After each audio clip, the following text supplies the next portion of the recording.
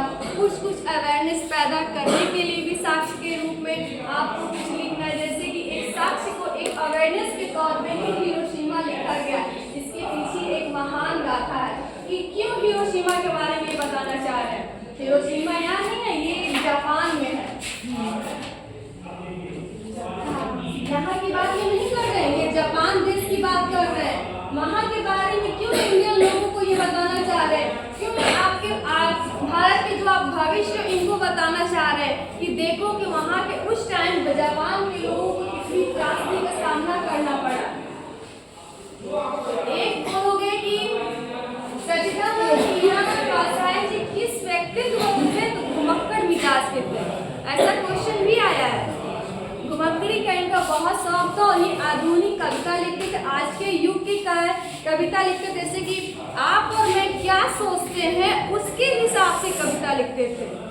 जैसे कि हम सब नए यंग हो गए ना, यंग की सोच अलग हो गई, और जो पुराने जमाने के जैसे आपकी दादा परदादा होंगे, मम्मी पापा होंगे, उनकी सोच की डिफरेंट अलग अलग होगी। आप कुछ और सोचेंगे, वो कुछ और सोचेंगे, किसी से तकरार हो जाएगा, लड़ाई झगड़ा हो जाएगा, मुंह फुला के कोई उधर चला जाएगा, मुंह फुला के उधर चला जाएगा, 2-4 दिन तक बात करो। ऐसा होता है ना?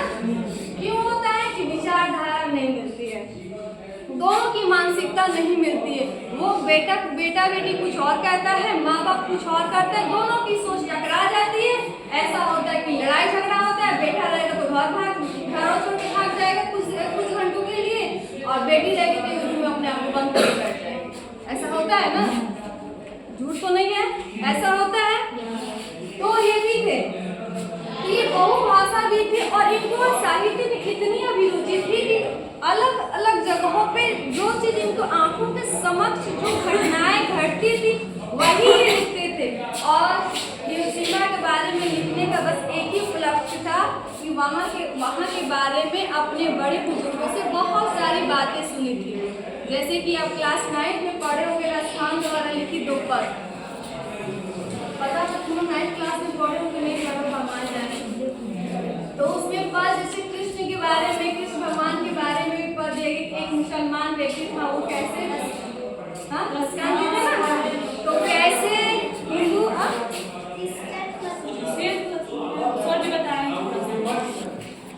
बताएं तो उसके बारे में कि कैसे वो मुस्लिम बैकग्राउंड था लेकिन हिंदू रीति रिवाज उसको बहुत अच्छा लगता था। कृष्ण के बारे में इतना वो सुने थे, लोगों से इतना सुने थे कि उनको जिज्ञासा हो गई, चलो हम सुन तो लिए लेकिन हम प्रैक्टिकली रूप में हम अपने आंखों से जिन जिन जगहों में कृष्ण भगवान ने रास लीला की, जहाँ विचरण किया, वो अपनी दिव्य दृष्टि से देखेंगे, उसको अनुभव करेंगे, फील करेंगे। तो उसके लिए वहां जाना होगा, वृंदावन मथुरा जाना होगा, जहाँ जहाँ पे कृष्ण भगवान ने कहाँ गैया को चराते थे, कहाँ पे कौन सी लीला की है, उन सब के बारे में वो सुनने के बाद वो गए। वैसे ही ये भी जापान के बारे में सुने, बहुत लोगों से बहुत कुछ सुना कि जब एक वक्त था कि 2 विश्व युद्ध आपस में लड़ो। प्रथम विश्व युद्ध 1914 में हुआ था, बड़े बड़े देश आपस में लड़ रहे थे, एक पूंजीपति वर्ग था और एक, बताओ, एक में स्टॉप करो, तुम लोग हिस्ट्री में नहीं पढ़े हो, स्टॉप करो। देखो साल 1911 में आपका इनका जन्म हुआ तो 3 साल बाद प्रथम विश्व युद्ध शुरू हो गया। 2 बड़े बड़े देश, एक तरफ रूस था, दूसरी तरफ था अमेरिका, दोनों ही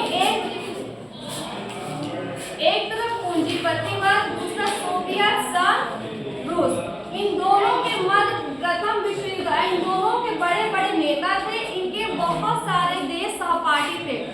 रूस की तरफ से आपका जापान लड़ रहा था, उसकी साइड से जापान भी था, इंडिया भी था, बहुत सारे था।